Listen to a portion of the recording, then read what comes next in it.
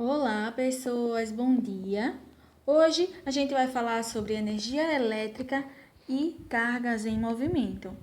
Então, gente, a capacidade de transportar corrente elétrica expressa uma das propriedades específicas dos materiais, a condutibilidade elétrica. Então, esta propriedade, gente, ela depende da existência de cargas elétricas livres que os materiais têm. Então, quanto maior a quantidade de cargas livres, maior a condutividade elétrica. E quanto menor é a quantidade de cargas livres, menor a condutividade elétrica. Então, vai ter aqui alguns materiais condutores de eletricidade. Vai ter os bons condutores, os maus condutores e os semicondutores. Então, em nosso cotidiano é fácil saber se um material é bom ou mau condutor de eletricidade. E a partir de então, vamos pensar aí nos fios elétricos.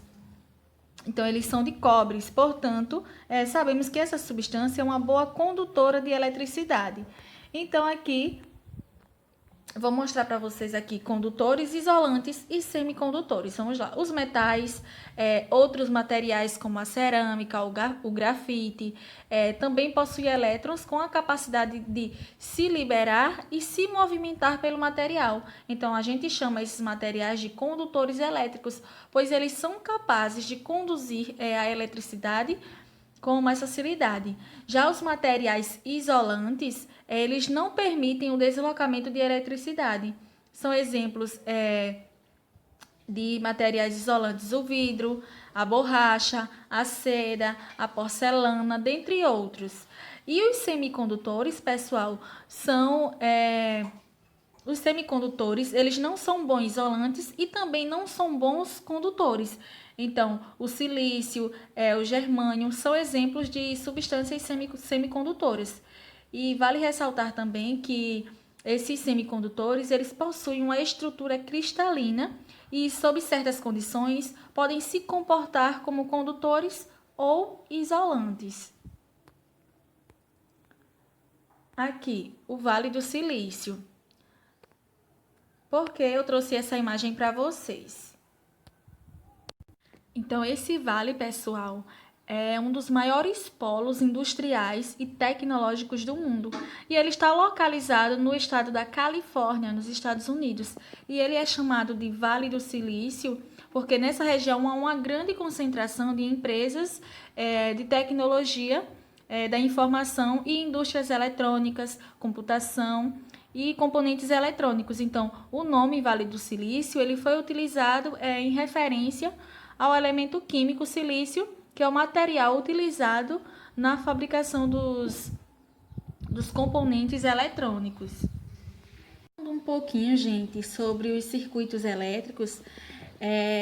Um circuito elétrico, gente, é uma ligação de elementos como geradores, receptores, resistores, capacitores, interruptores, feita por meio de fios condutores. Então, formando assim um caminho fechado que produz uma corrente elétrica. Então, aí vocês podem se perguntar, mas, professora, para que serve um circuito elétrico? Então, eles são utilizados, pessoal, para ligar dispositivos elétricos e eletrônicos de acordo com suas especificações de funcionamento, referentes à tensão elétrica de operação e a corrente elétrica é suportada também pelo dispositivo. Além disso, pessoal, são usados para a distribuição da energia elétrica em residências e indústrias, conectando diversos dispositivos elétricos por meio de fios condutores, conectores e tomadas. Então, de acordo com seus componentes básicos, um circuito elétrico ele pode desempenhar diversas funções, como eliminar picos de corrente elétrica, que são prejudiciais para alguns aparelhos mais sensíveis, aumentar a tensão elétrica de entrada ou mesmo baixá-la, transformar uma corrente elétrica alternada em uma corrente elétrica contínua, ou até mesmo aquecer algo, entre outras coisas. Então, aqui está um exemplo para vocês de circuitos elétricos. E aqui vocês estão vendo um circuito elétrico, gente, fechado. E eu vou mostrar para vocês aqui a diferença de um circuito elétrico fechado para um circuito elétrico aberto. Só que antes, eu vou falar para vocês aqui o caminho, por onde é o caminho que circula uma corrente elétrica. Então, um circuito completo, ele deve no mínimo conter uma chave, que é o dispositivo de manobra, uma fonte de energia, que pode ser uma bateria, um consumidor, um exemplo, a lâmpada, e também aqui condutores fechando o circuito. Então, aqui está um exemplo para vocês de um circuito fechado. Gente, um circuito fechado, ele faz o quê? São circuitos elétricos fechados quando a transmissão de energia elétrica através do fio condutor, ele vai de uma ponta à outra. Isto é, a energia, ela segue até o fim, fazendo com que os equipamentos eles funcionem. Então, aqui está um exemplo de um circuito fechado. Mas também existe, gente, circuitos abertos. E um circuito aberto, gente, é quando há um bloqueio de energia transmitida através de um fio condutor. Isto é, quando eu desligo algo no interruptor, a energia ela circula apenas no fio condutor, sem chegar a outra ponta. Mas aí vocês podem se perguntar, professora, e quais são os componentes de um circuito elétrico? Gente, os componentes de um circuito elétrico são um gerador e um receptor ou resistor. Mas aí vocês podem se perguntar, e qual a diferença? Gente, o receptor ou resistores são dispositivos elétricos com alta resistência elétrica, isto é, opõe-se fortemente à passagem da corrente elétrica. E quando esses elementos são percorridos por uma corrente elétrica, eles possuem uma queda no potencial elétrico do circuito, consumindo essa energia por meio de um efeito que a gente vai chamar efeito Joule. Então, dessa forma, é provocado um grande aquecimento do circuito. Então, essa classe de dispositivo é comumente usada em ferros de passar, chuveiros elétricos, churrasqueiras elétricas, aquecedores, dentre outros. Mas e os geradores? Gente,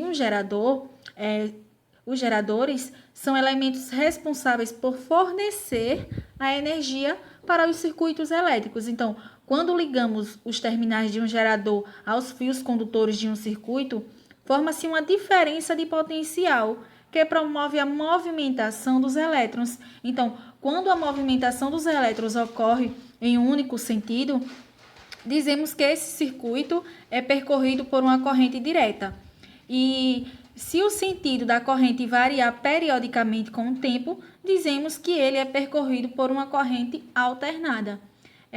Alguns exemplos de geradores de corrente contínua são as pilhas e baterias.